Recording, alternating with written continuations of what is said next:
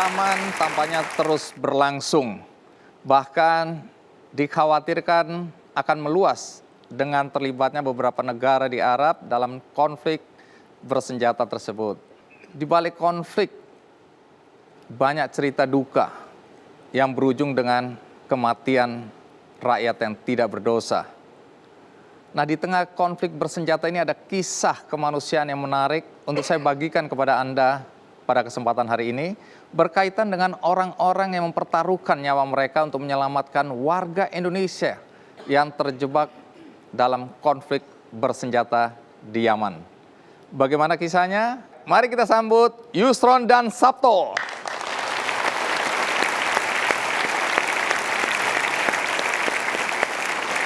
Ya, Mas Sabto, terima kasih banyak untuk kehadirannya. Baik.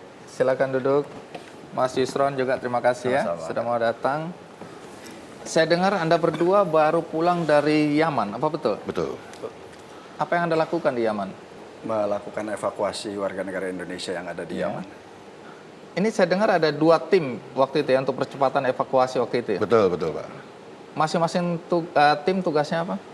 Jadi kalau kebetulan Anda tim apa? Saya tim 1, Iya. yaitu yang bertugas di wilayah barat Yaman. Iya. Jadi fokus operasi kita adalah di Hudaidah, Sanaa, dan membantu proses evakuasi WNI kita yang ada di Aden. Iya. Kalau Anda, Mas Yusron? Kalau saya di tim 2, wilayah Provinsi Hadramaut yang warga negara Indonesia relatif jumlah terbesar ada di situ sekitar 2.000-an orang. Ya. Memang dengan situasi konflik yang tidak terlalu rawan seperti di tim barat.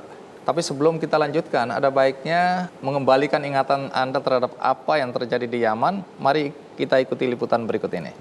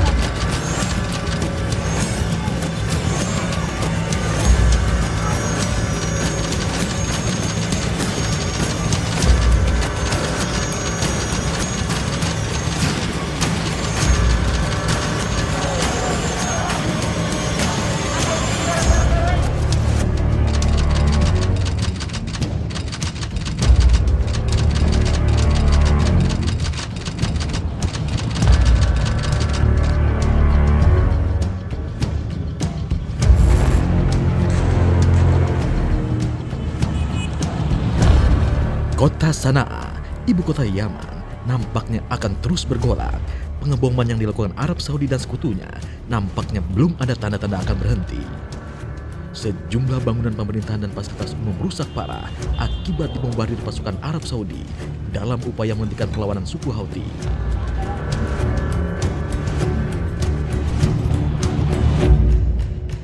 Situasi yang tidak menentu tentu saja membuat khawatir warga negara asing yang berdomisili di Sanaa dan sekitarnya. Hampir semua perwakilan asing saat ini sudah meninggalkan Yaman yang kacau balau akibat gelombang protes terhadap mantan Presiden Ali Abdullah Saleh yang terguling dan kini mengungsi di negara lain. Indonesia sudah mengevakuasi sekitar 2.000 WNI untuk kembali ke tanah air. Jika situasi tidak akan baik, keselamatan warga negara Indonesia yang saat ini masih berada di Yaman sangat dikhawatirkan.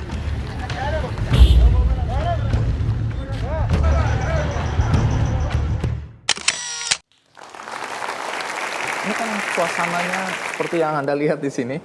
Ya, suasananya kacau balau begitu. Dari mana Anda masuk? Kami masuk dari kota Salalah, itu di sebelah timurnya Oman. Nah, jadi dari Salalah kami masuk menyewa kendaraan untuk masuk ke Yaman, masuk ke wilayah Hadramaut. Nah, bagaimana Anda dan tim itu kemudian masuk untuk menyelamatkan warga negara Indonesia? Pada saat kami mau masuk itu terus terang ada rasa khawatir. Kami langsung menuju border Oman dengan Yaman. Informasi yang saya dapat waktu itu adalah bahwasanya pemerintah Oman sudah melarang warganya masuk ke Yaman. Jadi perbatasan itu sebenarnya tertutup itu ya? Perbatasan tertutup. Terus bagaimana bisa lewat perbatasan? Kami melakukan pendekatan kepada imigrasi Oman yang sejak awal juga mereka berkeberatan, kamu mau ngapain ke dalam? Ini kondisi tidak aman di Yaman. Tapi ya, dan mereka bilang kalau kalian masuk kami nggak jamin kalian bisa kembali lagi ke Oman. Jadi tapi ya saat itu 1 jam saya ragu-ragu untuk masuk atau tidak bersama kawan-kawan di perbatasan Oman. Tadinya tujuannya mau kemana ini? Ke Mukalla. Mukalla itu ibu kota Hadramaut. Tetapi entah bagaimana ceritanya Allah kasih jalan, tiba-tiba di Doha itu pada saat transit saya bertemu dengan orang Arab, orang Yaman. Ya saya ajak ngobrol, dia kasih tahu kamu jangan ke Mukalla, di sana ada perang saat ini. Ya udah saat itu juga saya merubah target operasi yang tadi ingin berangkat ke Mukalla, saya rubah ke Tarim. Nah, Tarim itu juga memang ada konsentrasi masyarakat Indonesia yang cukup besar. Ya udah kemudian dari Salalah itu saya masuk ke border Oman.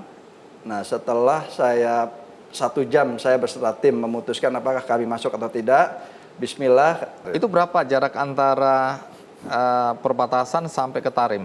720 km.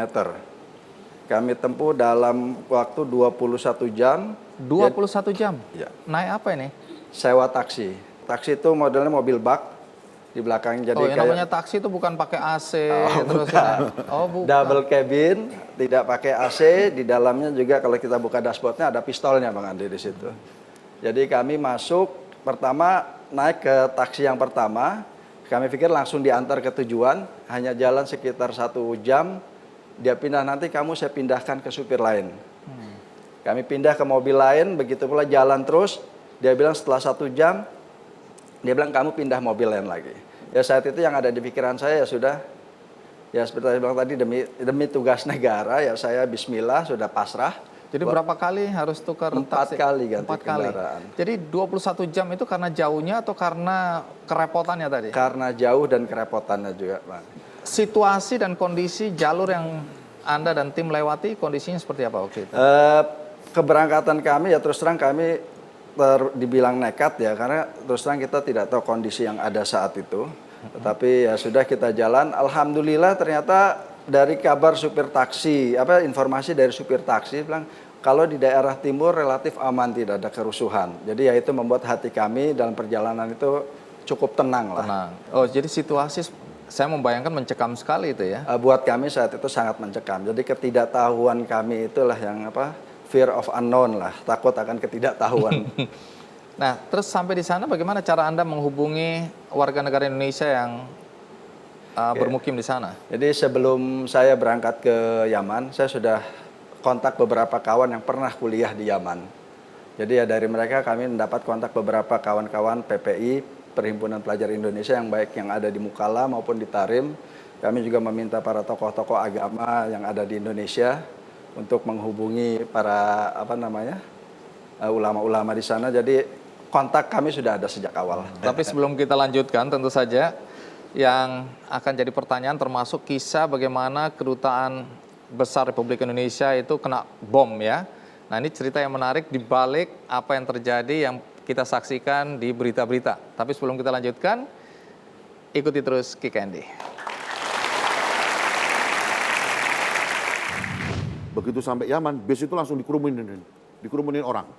Yang Siapa kita tidak tahu. itu? Kita tidak tahu apakah itu orang biasa, apakah itu milisi, apakah itu Nggak ada seragam? petugas. Seragamnya hanya sarung sama kemeja saja. Di situ kita menghadapi masalah, kendala pertama kita menghadapi masalah adalah di situ Apa ketika kita ditemukan adanya rompi anti peluru kita.